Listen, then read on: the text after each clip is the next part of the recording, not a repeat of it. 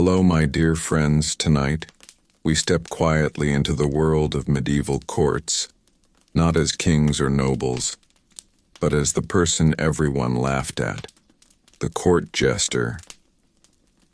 Often remembered as a colorful entertainer, the jester's real life was far from amusing. Beneath the bells, costumes, and jokes existed fear, danger, and constant pressure. In medieval courts, laughter was not harmless, it was political. A jester was expected to entertain powerful people whose moods could change without warning. One wrong joke, one misunderstood gesture, one moment of silence could turn favor into punishment. Survival depended on reading emotions perfectly every single day. Court jesters lived inside royal spaces but did not belong to them. They were neither servants nor nobles. This lack of status made them vulnerable. They were close to power, yet protected by none of it. When something went wrong in court, the jester was an easy target. Many jesters were not entertainers by choice. Some were selected because of physical differences, speech patterns, or social vulnerability. Others were trained from a young age to perform. Freedom was limited. Leaving service was difficult. Refusal to perform was often impossible. Daily life was unpredictable. A jester might be called to perform at any hour. Meals depended on favor. Sleep depended on mood. There was no schedule, only readiness. Exhaustion was common. Rest was unreliable. Humor itself was dangerous. Jesters were expected to speak truths others could not, but only in the right way. Too gentle, and they were useless. Too sharp, and they risked punishment. Walking this line required constant awareness and emotional control. From a historical perspective, being a court jester meant living without safety behind a mask of laughter.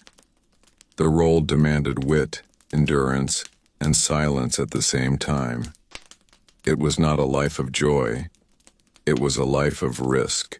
As this first part settles into quiet reflection, imagine standing in a hall full of powerful people, expected to be funny, alert, and fearless, while knowing one mistake could cost everything. This is where the story begins. The daily life of a medieval court jester was shaped by one exhausting rule: always be ready. Unlike nobles or servants with defined duties, the jester's role had no fixed schedule. Their workday did not begin or end at a set time. It existed whenever the ruler desired amusement. This constant readiness drained both body and mind. A jester might be summoned early in the morning, late at night, or during private gatherings. Refusing to appear was rarely an option. Illness was often ignored. Fatigue was expected to be hidden behind performance. Rest depended entirely on the mood of those in power, not on the jester's needs. Freedom was extremely limited. Most jesters lived inside the court or palace grounds. Leaving required permission. Travel without approval was unthinkable. Even movement within the court was observed. The jester belonged to the environment in a way that resembled ownership more than employment. Meals were uncertain. While some jesters ate well when favored, food access depended on approval. A joke that failed could result in exclusion from meals or quiet punishment through neglect. Hunger was used as control. Sleep was irregular. Jesters were often housed in shared or marginal spaces, not private chambers. Noise, interruption, and summons were common. Deep rest was rare. The body learned to function while tired. Clothing added another burden. Costumes were designed to amuse, not to comfort. Bells, tight garments, and awkward shoes made movement tiring. The costume also marked the jester permanently. There was no moment when the role could be removed. Even outside performance, the identity remained visible. Being on constantly meant emotional labor. Jesters were expected to notice moods, tensions, and conflicts before anyone else. They adjusted tone and content in real time. This required intense attention. Mistakes carried consequences. From a historical perspective, the jester's daily routine was not playful. It was controlled, exhausting, and unpredictable. Entertainment masked a life with little autonomy.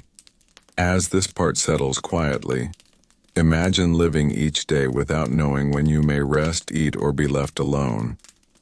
Laughter becomes work. Readiness becomes survival. Humiliation was built into the role of the medieval court jester. Laughter did not always come from joy. Often it came from mockery, imbalance, and power. The jester's body, voice, and dignity were frequently used as tools for entertainment, shaped by the expectations of those who held authority. In many courts, jesters were encouraged or even required to make themselves the joke. This could mean exaggerated movements, foolish behavior, or self-mockery performed repeatedly in public. Over time, the jester's identity became tied to being laughed at rather than laughed with. This distinction mattered deeply, even if it was never spoken aloud. Public laughter reinforced hierarchy. When nobles laughed at a jester, it reminded everyone present who held power and who did not. The jester existed below dignity. Their humiliation was permitted because it was entertaining. Refusing to participate risked punishment or removal. Some jesters were subjected to physical humiliation. Being pushed, tripped, or struck lightly was sometimes treated as acceptable humor. These acts were framed as harmless, but they reinforced vulnerability. The jester could not respond in anger. Anger broke the illusion and invited consequence. Verbal humiliation was equally common. Jesters were teased, insulted, or mocked openly. While jesters sometimes returned insults cleverly, the balance of safety always favored the powerful. A noble's insult was harmless. A jester's misjudged reply could be dangerous. Loss of dignity was gradual. It happened through repetition. Performing foolishness daily made it difficult to be taken seriously, even outside performance. The role consumed the person. There was little separation between act and identity. From a historical perspective, humiliation was not accidental. It was functional. It entertained the court and reinforced social order. The jester absorbed tension, mockery, and cruelty so others did not have to. As this part settles quietly, imagine standing in a great hall while laughter rises around you, knowing it is directed at you, not with you. The sound is loud. The feeling is isolating. This was a common experience for medieval court jesters. Danger followed medieval court jesters constantly, even when laughter filled the hall. The same privilege that allowed a jester to speak freely also placed them close to punishment. Courts were unstable environments. Tempers changed quickly. Favor could disappear in a single moment. In this setting, humor became a risk rather than protection. Jesters were often described as having license to speak truth, but this license was fragile. It existed only as long as those in power allowed it. A joke that crossed an invisible line could be interpreted as insult, criticism, or disrespect. These lines were never clearly defined. They shifted with mood, politics, and personal insecurity. Punishment did not always come immediately. Sometimes it arrived later, quietly. A jester might be excluded from performances, denied food, or assigned humiliating tasks. Other times, punishment was public, designed to restore authority and remind everyone of hierarchy. Physical punishment was a real possibility. Records and accounts describe jesters being beaten, imprisoned, or expelled from court. Expulsion was often a death sentence. Outside the court, a jester had no land, no protection, and no clear place in society. Survival became uncertain. Danger also came from nobles themselves. Rivalries within court life made jesters vulnerable. Being associated with one faction could anger another. A joke that pleased one noble might offend another. The jester stood between competing powers with no shield. Silence was sometimes safer than speech, but silence also carried risk.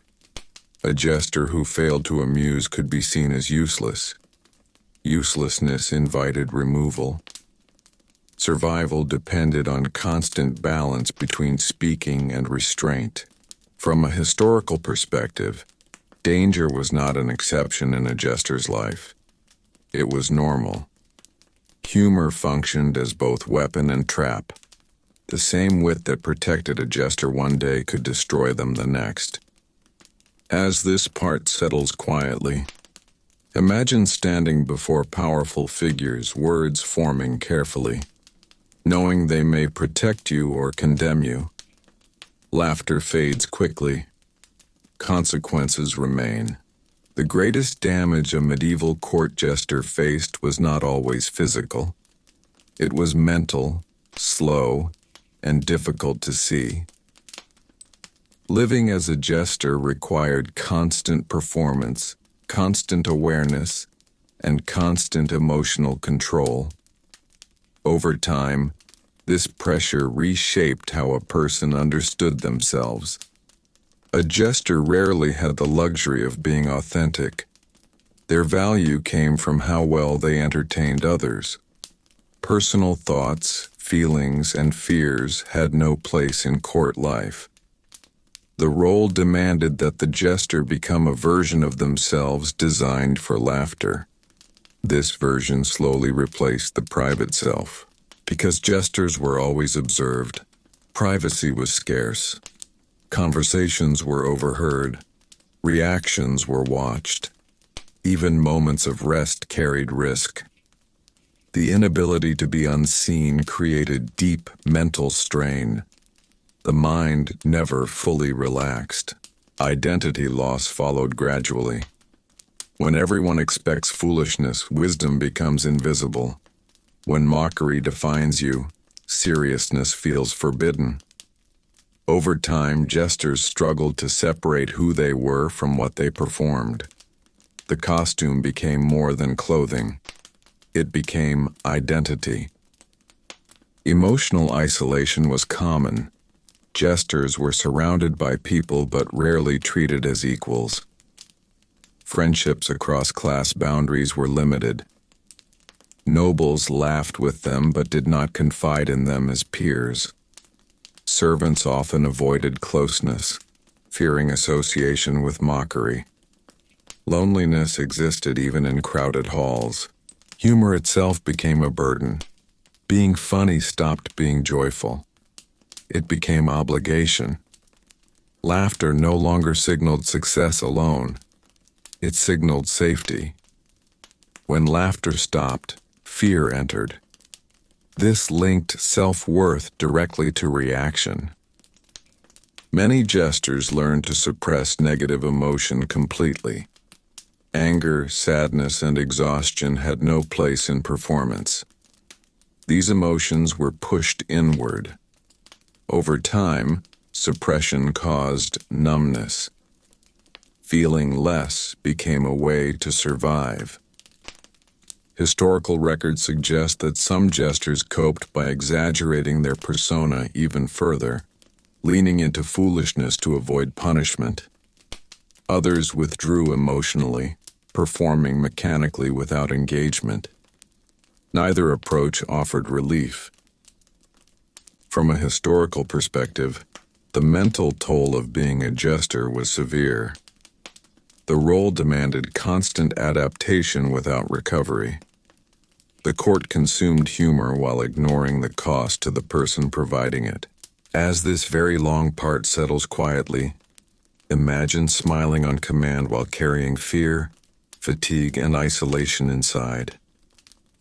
Laughter echoes through the hall, but inside, silence grows heavier. This was the unseen reality of many medieval court jesters. The physical cost of being a medieval court jester was heavy, constant, and often ignored. While nobles sat, watched, and laughed, the jester's body carried the weight of performance. Movement, falls, gestures, and exaggerated actions were not occasional. They were daily expectations. Over time, the body paid for this work. Many jesters were required to dance, jump, tumble, or perform crude physical comedy. These movements were not designed for safety. Floors were hard stone, shoes were impractical, costumes restricted movement, injuries were common. Twisted ankles, bruised ribs, strained backs, and damaged joints accumulated slowly. There was no medical care designed for recovery. Minor injuries were ignored until they became permanent problems. Pain was expected to be hidden. A jester who complained appeared weak. Weakness threatened usefulness. Usefulness determined survival. Some jesters were deliberately placed in physically humiliating situations. Being pushed, knocked over, or struck lightly for amusement was not unusual. These acts blurred the line between entertainment and abuse. The jester could not resist without risking punishment. Costumes added strain. Heavy fabrics, bells, masks, and tight clothing made movement exhausting. These outfits were worn for long periods. They trapped heat, limited breathing, and caused skin irritation. Comfort was never a priority. Food and rest affected health as well. Meals were inconsistent. Sleep was irregular. Recovery from injury requires rest, which jesters rarely received. The body aged quickly under this pressure. Many jesters showed signs of physical decline far earlier than nobles of the same age. Illness was dangerous. A sick jester was still expected to perform. Fever, cough, or weakness did not excuse absence. Performing while ill worsened conditions and spread disease. Some jesters never fully recovered. From a historical perspective, jesters often grew old quickly. Their bodies carried years of strain without protection or care. Physical decline did not bring respect. It brought risk. An aging jester faced replacement, neglect, or dismissal. As this part settles quietly, imagine a body tired from constant movement, carrying pain that never fully heals. Laughter fills the room, but the body grows weaker with each performance. This was the physical reality behind the role. Aging was one of the quietest and cruelest dangers a medieval court jester faced. Unlike nobles, whose age often brought authority and comfort, a jester's value was tied almost entirely to performance. When energy faded, when timing slowed, when the body could no longer endure constant strain, the role itself began to slip away. Courts prized novelty. Laughter grew dull when it became familiar. A jester who had once been favored could slowly become invisible. New entertainers arrived. Younger bodies moved faster. Sharper tongues pleased more easily. The aging jester felt this change before it was spoken. There was no formal retirement. No ceremony marked the end of service. Replacement happened quietly. Performances became less frequent. Invitations stopped coming. Food and attention faded. Neglect replaced punishment. This was often more dangerous than anger. Without the court, a jester had few options. Their skills were specific and undervalued outside noble spaces. They owned no land. They held no trade. Society had no clear place for a former jester. Survival beyond court walls was uncertain. Some aging jesters were kept out of habit or pity, allowed to linger at the edges of court life. Others were dismissed entirely. Records rarely mention what happened next. Silence suggests vulnerability. Many likely fell into poverty or obscurity. Aging also meant increased risk during performance. Slower reflexes led to mistakes. Mistakes led to punishment. The margin for error narrowed as the body weakened. Fear grew stronger as safety decreased. From a historical perspective, the end of a jester's life was rarely documented. They disappeared quietly from records, laughter, and memory. Their service ended not with honor, but with absence. As this part settles quietly, imagine standing in a hall where laughter once followed you, now directed elsewhere. The bells are silent. The costume hangs unused. This was how many jester lives ended, unnoticed and unsupported. Modern images of medieval court jesters are shaped more by fantasy than by history. Paintings, stories, and later entertainment turned jesters into symbols of joy, freedom, and clever rebellion. This version is comforting, but it hides the reality. The real jester's life was defined by dependence, danger, and vulnerability. One common myth is that jesters were free to say anything. In reality, their freedom was conditional. Jesters spoke within narrow boundaries that shifted constantly. The idea that they were protected truth-tellers ignores how often they were punished for misjudgment. Silence was often safer than honesty. Another myth is that jesters were respected insiders. While they lived inside courts, they did not belong to the ruling class. They lacked legal protection, inheritance, and security. Proximity to power increased risk rather than reducing it. The costume itself has been romanticized. Bright colors and bells are seen as playful. Historically, they marked the jester as permanent entertainment. The costume removed anonymity. There was no private self within court walls. Stories often portrayed jesters as happy, laughing figures. Historical accounts suggest otherwise. Laughter was work. Humor was obligation. Joy was secondary to survival. From a historical perspective, remembering jesters accurately means acknowledging their discomfort and risk. They were not symbols of freedom. They were instruments of amusement in rigid hierarchies. As this part settles quietly, imagine removing layers of myth to reveal a life shaped by caution and endurance. The smile fades. The reality remains. When the life of a medieval court jester is compared with that of other court servants, the difference in risk becomes clear.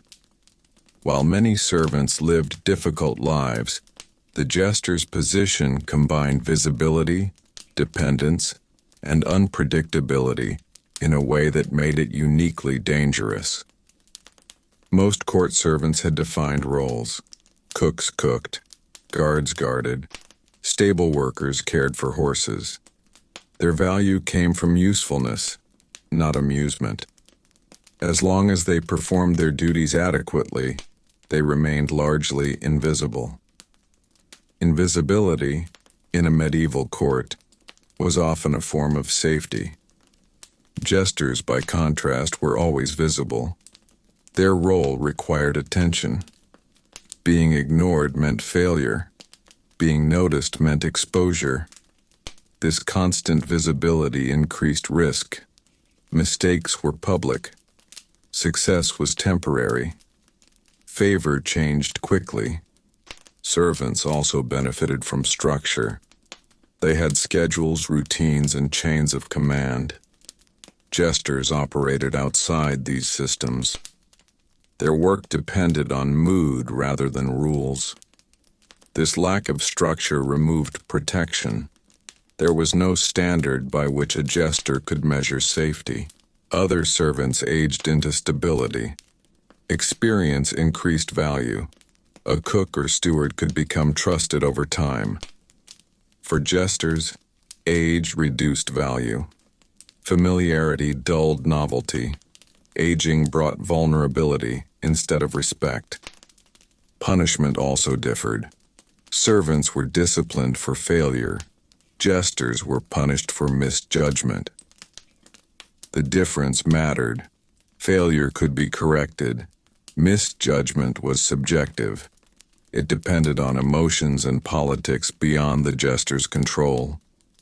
From a historical perspective, the jester's role sat at the intersection of entertainment and power. This intersection was unstable. It exposed the jester to risks that other servants did not face, despite sharing similar dependence on the court. As this part settles quietly, imagine two figures in the same hall. One works quietly in the background. The other stands in the center, performing. One survives through invisibility. The other survives only while attention remains kind. In medieval courts, laughter was not simply entertainment. It was a tool of power. It shaped hierarchy, controlled tension, and reinforced who mattered and who did not. The court jester stood at the center of this system, absorbing its pressure day after day. When a ruler laughed, the court laughed. Laughter signaled approval. It signaled safety, at least for a moment. When laughter stopped, the room changed. Silence could be more dangerous than anger. The jester learned to fear silence more than noise. Laughter allowed rulers to release frustration without consequence. A joke at the jester's expense redirected anger away from politics, failure, or fear. In this way, the jester became a buffer. Their humiliation protected others. Their discomfort maintained order. Power also used laughter to test loyalty. How a jester joked about rivals, enemies, or events revealed boundaries. A laugh could be invitation. A forced smile could be warning. The jester read these signals constantly, adjusting performance to survive. Importantly, laughter erased accountability. Harm delivered through humor was dismissed as play. If a jester was insulted, struck, or humiliated, it could be reframed as amusement. This made resistance impossible. Complaining about a joke meant rejecting the court's shared pleasure. Over time, this system normalized cruelty. Repeated laughter at the same person dulled empathy. The jester became object rather than individual. Their pain was invisible because it was entertaining. From a historical perspective, this reveals why the role was so dangerous. The jester lived inside a system where amusement justified harm and power hid behind humor. Survival required understanding this system perfectly, without ever controlling it.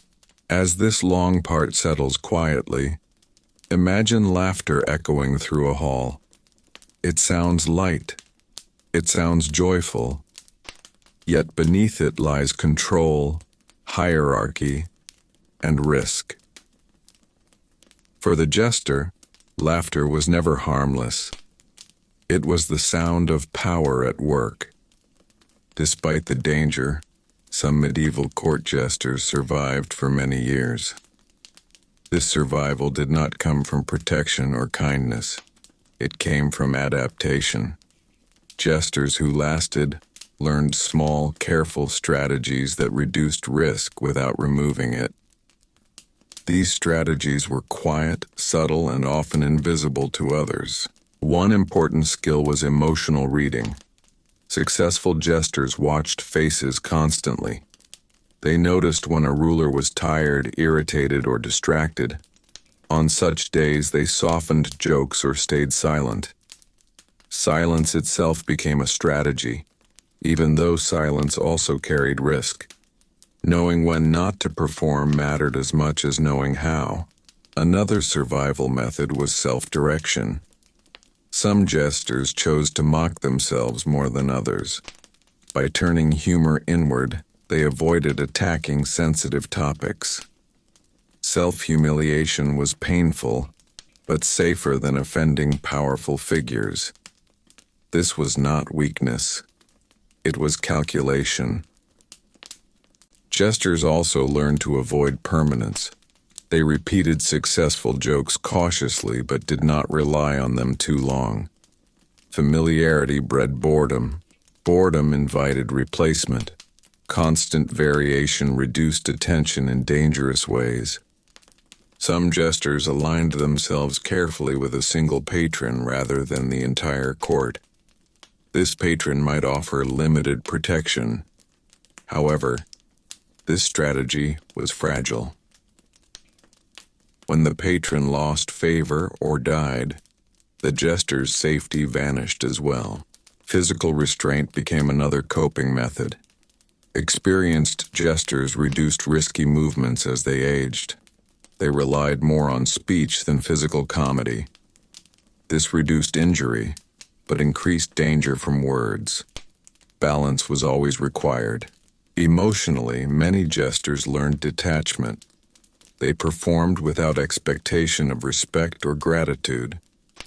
By lowering internal hope, disappointment hurt less. This emotional distance allowed continuation, though it deepened isolation. From a historical perspective, jester survival depended on awareness rather than courage. Those who lived longer were not luckier. They were more cautious, more observant, and more willing to sacrifice dignity to remain alive. As this part settles quietly, imagine adapting slowly, joke by joke, silence by silence, learning how to exist safely inside danger without ever escaping it. This was survival in the life of a medieval court jester. When all elements of a medieval court jester's life are placed together, a clear pattern emerges. The jester lived closer to power than almost anyone else, yet remained among the least protected. This closeness created constant exposure without security. Power could see the jester clearly. The jester could never step out of its reach. Being near rulers meant witnessing their moods, fears, and conflicts. Courts were emotional spaces. Decisions were personal. Anger and pride mattered as much as law. The jester absorbed this emotional instability daily. Where others could leave the room, the jester was often expected to remain. Unlike advisors, the jester had no authority. Unlike servants, the jester had no routine protection. The role existed outside normal structures. This made it flexible, but also unsafe. Flexibility allowed survival one day and removed protection the next. The jester's body and voice became instruments. Laughter was demanded, not offered. Performance replaced consent. When humor served power, refusal was impossible. The jester's autonomy narrowed until adaptation became the only path. Social isolation deepened this vulnerability. The jester belonged nowhere fully. too familiar with nobles to be a servant, too dependent to be equal. This in-between status removed allies. When danger appeared, few defended them. From a historical perspective, the jester role reveals how medieval power functioned. Power tolerated truth only when it was amusing. It allowed proximity without safety. It consumed humor while discarding the human cost. As this part settles quietly, imagine standing close enough to hear whispered decisions yet far enough to be expendable. This tension defined the jester's existence. The lives of medieval court jesters rarely ended with ceremony or record. Unlike kings, knights, or even servants, jesters often disappeared quietly from history. Their endings were soft, unnoticed, and undocumented. This silence is not accidental. It reflects how little value medieval society placed on preserving the full humanity of those who existed only to entertain. When a jester stopped performing, they stopped being visible. Courts did not record decline, they recorded usefulness. Once usefulness faded, attention moved on. Chroniclers focused on rulers, wars, and treaties, not on entertainers who aged, weakened, or were dismissed. Some jesters likely died while still in service, worn down by illness, injury, or exhaustion. Others were quietly removed, allowed to leave without support or compensation. Outside the court, survival was uncertain. A former jester carried a reputation that offered little protection. Society had no clear place for them. Memory within the court faded quickly. New entertainers replaced old ones. Laughter filled the same halls but attached to different faces. The absence of the former jester was rarely remarked upon. Their contribution vanished with them. Even when jesters lived long lives, their stories were not preserved. Oral memory did not favor them. Written history ignored them. This absence creates the illusion that their lives were light, insignificant, or unimportant. In reality, it reflects deliberate forgetting. From a historical perspective, this quiet erasure matters. It shows how medieval society valued function over personhood. The jester existed to serve a moment. When the moment passed, so did recognition. As this part settles quietly, imagine a life spent in laughter ending without witness. The hall remains. The court continues. Only silence marks the passing. This was the fate of many medieval court jesters. Understanding the real life of a medieval court jester changes how we understand medieval power itself. Power in these courts was not only enforced through laws, armies, or punishment. It was also enforced through laughter, spectacle, and control over humiliation. The jester stood at the center of this system, revealing its quiet cruelty. Courts used jesters to test limits. By watching how far a joke could go, rulers learned what behavior was acceptable. The jester acted as a living boundary marker. When laughter followed, the boundary was safe. When it stopped, danger appeared. This constant testing strengthened authority without open force. Cruelty in medieval courts was often indirect. Instead of direct punishment, discomfort was disguised as entertainment. Humiliation delivered as humor felt lighter, but it cut deeply. Because it was framed as play, it was rarely questioned. The jester absorbed this cruelty so others could remain comfortable. This system also protected those in power from responsibility. If harm was done in laughter, it was dismissed as harmless fun. If a jester suffered, it was seen as part of the role.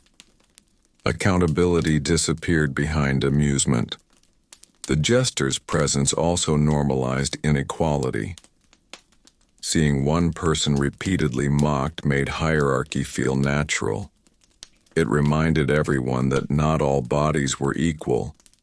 Some existed to be laughed at.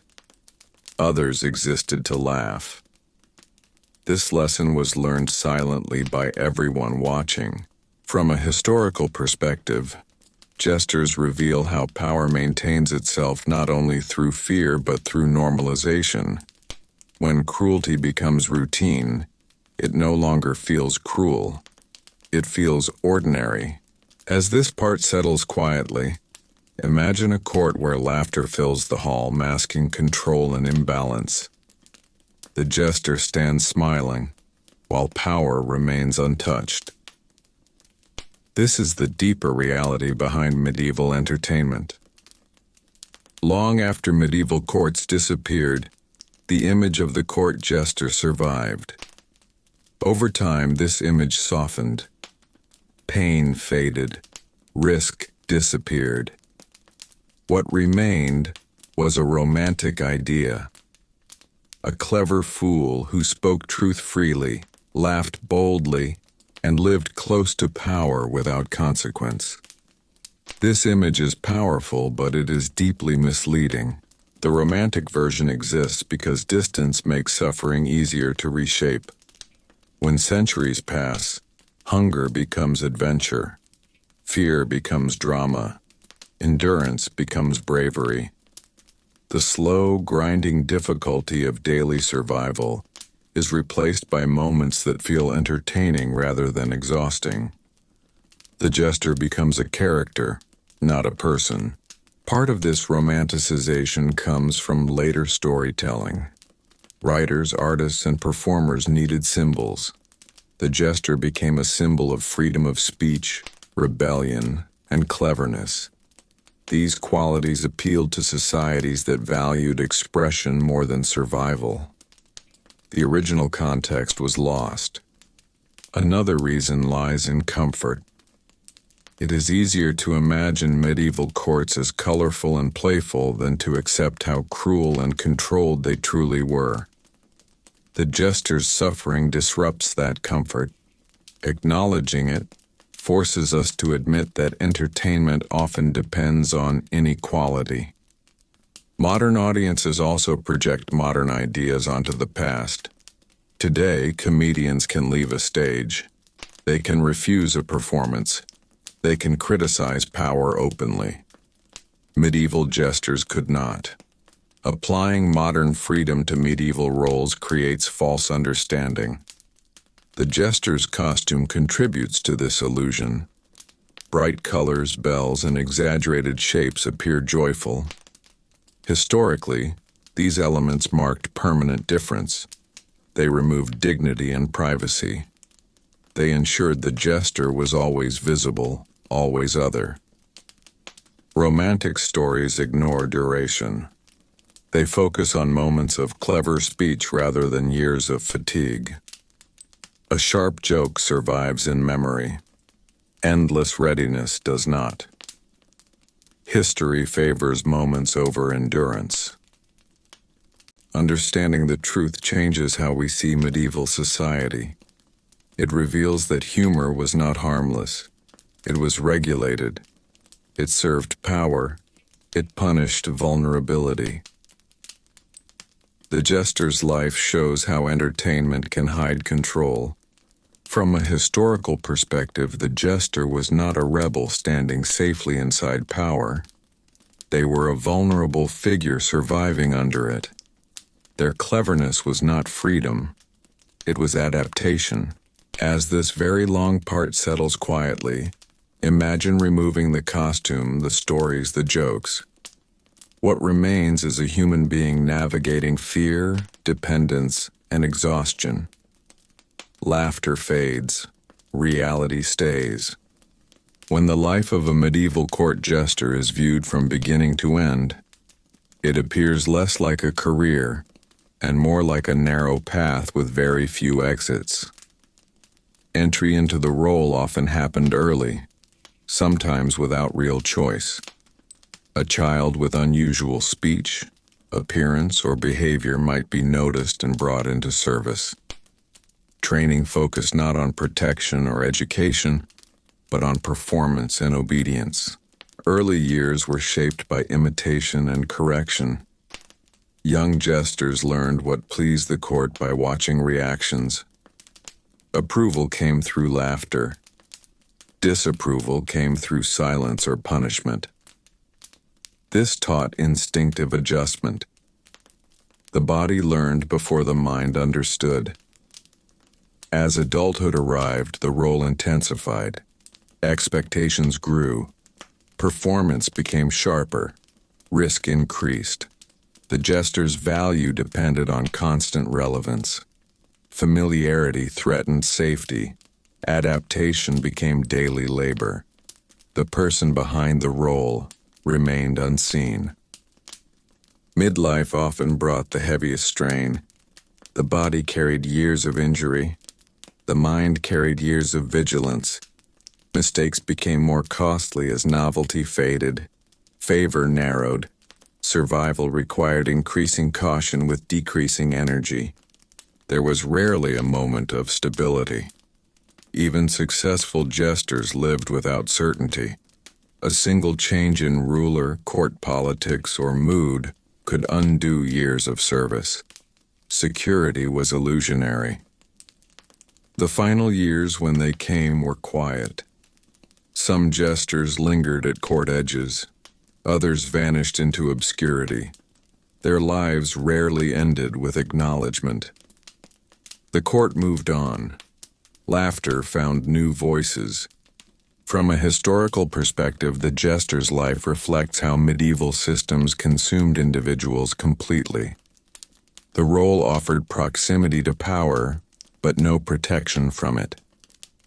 The jester survived not because the system cared, but because they adapted long enough to endure.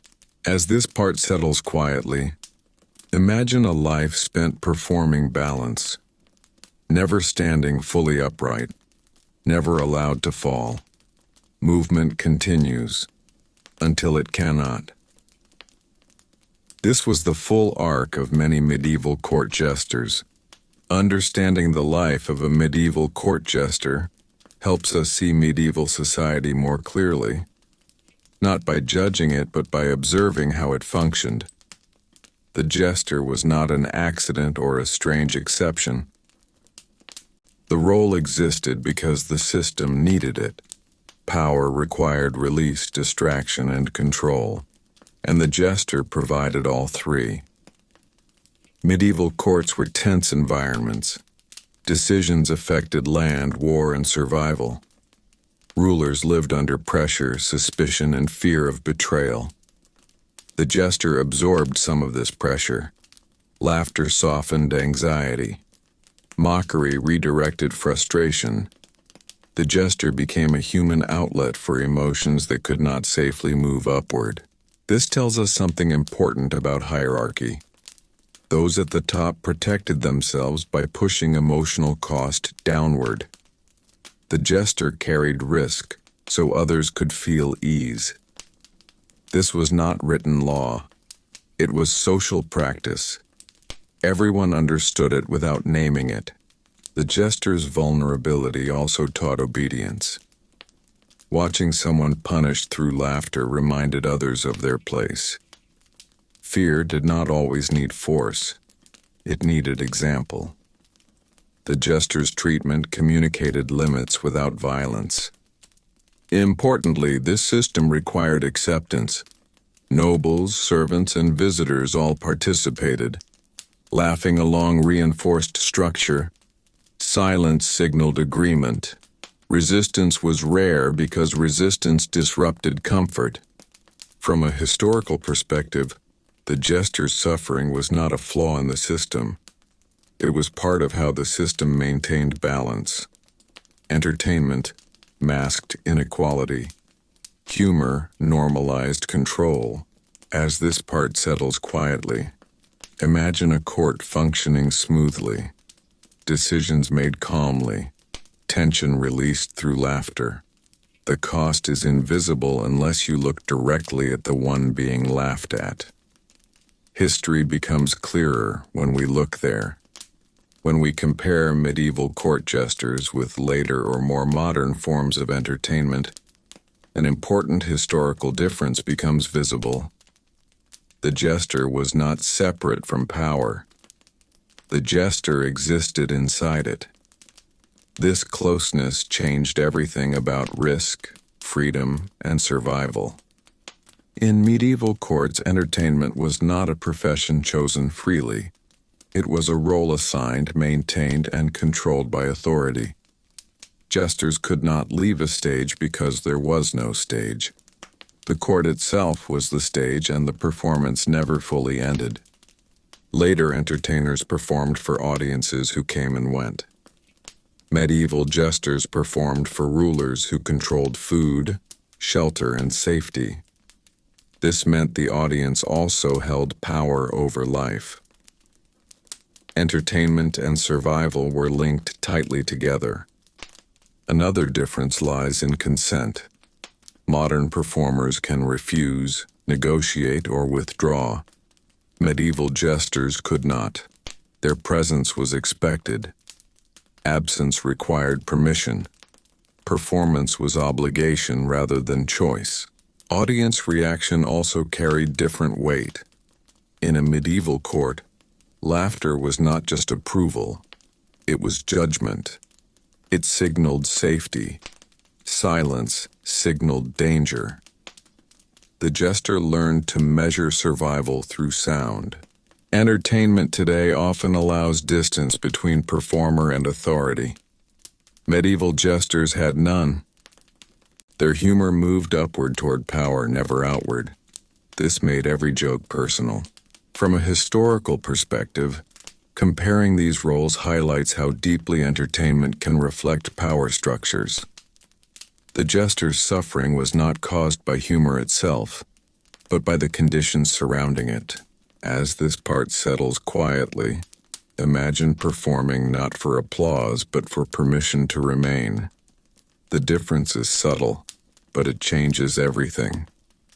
The way medieval society remembered court jesters was never complete. Memory was selective, shaped by comfort rather than truth. What people chose to remember was laughter, color, clever words.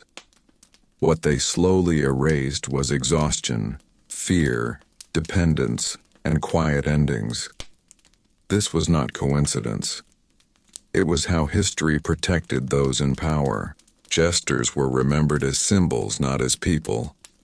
Symbols are easier to keep. They do not age. They do not suffer. They do not ask questions. By turning jesters into symbols of humor, medieval society avoided confronting the cost of amusement. Laughter became timeless. Pain became invisible. Written records played a major role in this forgetting. Chronicles were written by monks, nobles, and officials. Their focus was power, faith, war, and lineage. Entertainers existed at the edges of importance. When they appeared in writing, it was usually in moments of wit, not endurance. A sharp joke survived on parchment. Years of fatigue did not. Oral memory followed the same pattern. Stories passed down favored moments that amused. A clever insult. A bold performance. These moments were retold because they entertained listeners. Suffering does not travel easily through storytelling.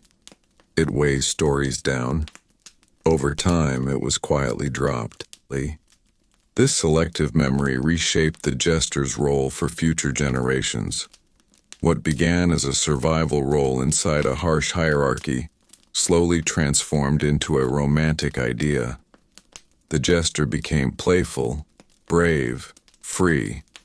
The court became colorful rather than controlled. History softened edges to make the past easier to consume. Importantly, this forgetting benefited power. Remembering jesters as happy fools removed questions about cruelty. If jesters enjoyed their role, then humiliation was harmless. If laughter was mutual, then hierarchy felt natural. Forgetting suffering allowed society to feel innocent. Even today, this pattern continues. Modern depictions often celebrate the clever fool who outsmarts kings. These stories feel satisfying. They suggest balance. They hide reality. In truth, power rarely allowed itself to be outsmarted without consequence. From a historical perspective, what is missing matters as much as what remains. The absence of jester suffering in memory tells us how medieval society understood value. People were remembered for usefulness, not for endurance. Once usefulness ended, memory faded.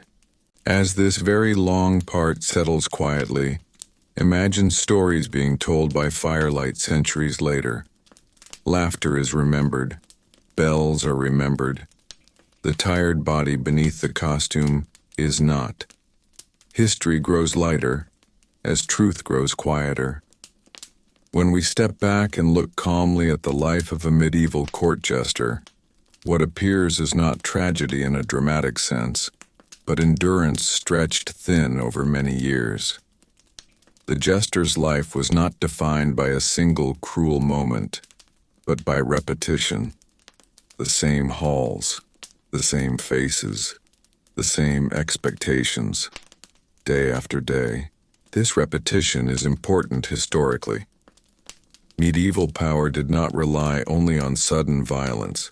It relied on routine. The jester's role fit neatly into this rhythm. Laughter happened regularly. Humiliation happened regularly. Risk became normal. When danger becomes routine, it stops feeling shocking and starts feeling inevitable. Jesters lived in a state of managed vulnerability. They were allowed to exist only as long as they served a function. This created a life without long-term security. Planning for the future made little sense.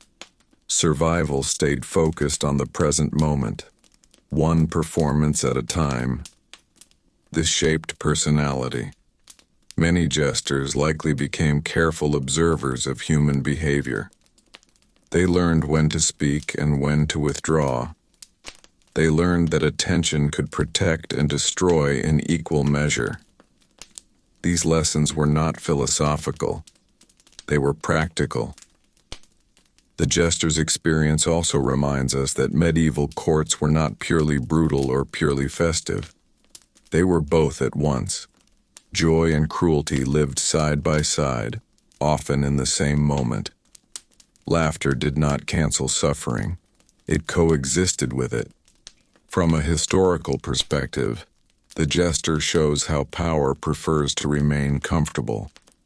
Discomfort was redirected downward. The jester absorbed it so others did not have to.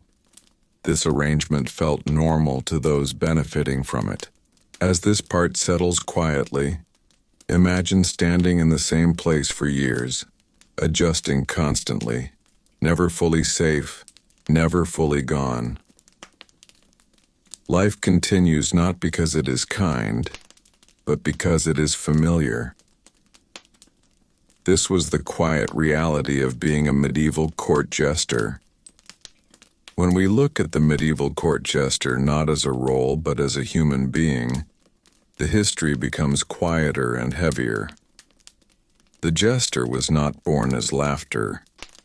They were a person who learned to survive by adapting their personality to a system that demanded constant performance. This transformation did not happen suddenly. It happened slowly, over years of repetition. A jester learned early that attention was both necessary and dangerous. Being noticed kept them fed. Being noticed too much placed them at risk. This contradiction shaped behavior deeply.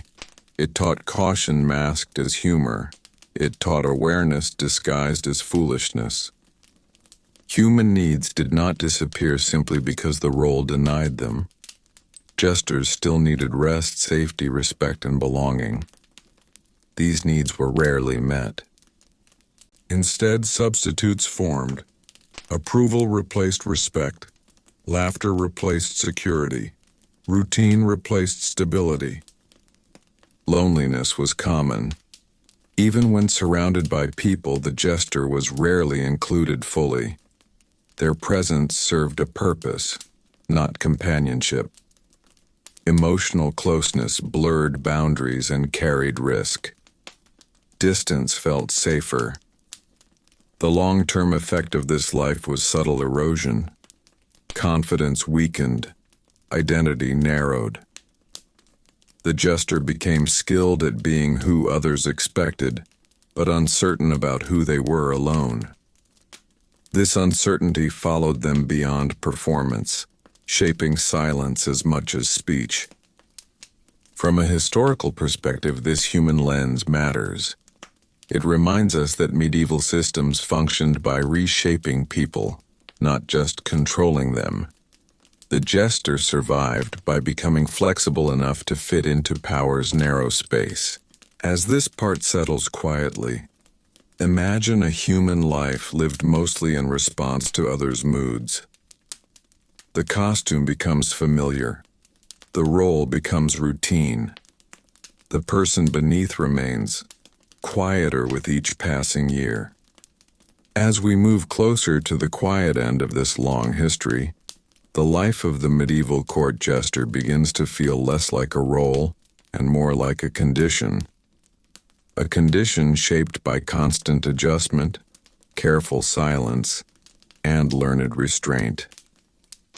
The jester did not wake each day asking who they wanted to be. They woke asking who they needed to be in order to remain. Over time, this way of living reshaped how the world felt. Danger became familiar. Humiliation became routine. Approval became temporary relief rather than joy. When life is lived this way for years, the absence of comfort stops being noticeable. It becomes background. The jester's endurance was not heroic in the traditional sense. It was quiet. It did not aim upward. It aimed forward. One more performance, one more day, one more moment without punishment. This narrow focus kept life going, but it left little room for fulfillment. Importantly, many jesters likely stopped imagining alternatives. When choice is repeatedly denied, imagination adapts. Dreams shrink. Desire becomes cautious. Wanting less feels safer than wanting more. This psychological narrowing was a survival response, not a failure of spirit. The court continued around them. Rulers aged. Politics shifted. New conflicts arrived. Through it all, the jester adjusted, remaining useful, remaining visible, remaining vulnerable. Their presence became part of the environment, like furniture or architecture, noticed only when missing. From a historical perspective, this reveals how endurance can erase itself. A life lived entirely in response leaves few traces. When such a life ends, history barely registers the change. As this part settles quietly, imagine standing in the same hall years later. The echoes of laughter remain, but the person who carried them is gone. The space feels unchanged. Only time has moved. When we allow this history to unfold slowly, without rushing toward an ending, the medieval court jester begins to represent something much larger than a single role. The jester becomes a lens through which we can see how medieval life treated vulnerability, not with open cruelty alone, but with quiet acceptance. The court did not wake each day intending to harm the jester. Harm emerged naturally from structure. Power sat comfortably. Entertainment flowed upward. Risk flowed downward. No single decision created this imbalance. It was built into routine, expectation, and habit. The Jester learned to live inside this structure so completely that resistance often felt meaningless. Not because the Jester lacked intelligence, but because resistance carried immediate danger, while compliance offered continued existence. Survival favored adaptation over protest. Over years, this created a life lived in fragments. Moments of relief followed by tension. Laughter followed by silence. Safety followed by uncertainty. There was never a stable center to rest in. The Jester existed between moods, between reactions, between expectations. This constant in-between state shaped time itself. Days did not build toward progress, they reset. Each performance began from zero. Past success did not guarantee future safety. Memory offered no protection. Only present awareness mattered. The Jester's body absorbed this instability. Muscles stayed tense. Movement stayed cautious. Rest never felt complete. Even in sleep, readiness lingered. This long-term tension aged the body early and quietly. The mind adapted as well. Emotional range narrowed. Extreme joy felt dangerous. Deep sadness felt risky. Neutrality felt safest. Over time, feeling less became a form of protection. This was not emotional weakness. It was learned survival. Importantly, the Jester was not alone in this experience. Medieval society relied on many such roles. The Jester simply made this dynamic visible. Their suffering happened publicly. Others suffered more quietly, but under similar rules. From a historical perspective, the Jester reveals how medieval systems functioned smoothly while causing human cost. The system did not collapse because the cost was distributed and normalized. Individuals carried it silently. As this very long part settles slowly, imagine a life lived not toward fulfillment, but toward continuity. Not toward happiness, but toward remaining. This was not failure. It was adaptation to a world that offered little else. As this long history comes gently to rest, the medieval court grows quiet. The laughter that once echoed through stone halls fades into memory. What remains is not a punchline or a clever trick, but the outline of a human life shaped by expectation, dependence, and endurance. The court jester was never meant to be remembered fully. Their purpose existed in the moment, not in the record. When laughter ended, so did attention. History moved on, leaving behind only fragments, costumes, jokes, and softened images that hide the weight once carried by real bodies and minds. Understanding why it sucked to be a medieval court jester is not about pity. It is about clarity. It shows how power can appear gentle while remaining firm. How entertainment can mask imbalance. How survival can require the quiet surrender of dignity, choice, and rest. The jester adapted because adaptation was the only path left open. They learned timing, silence, and restraint.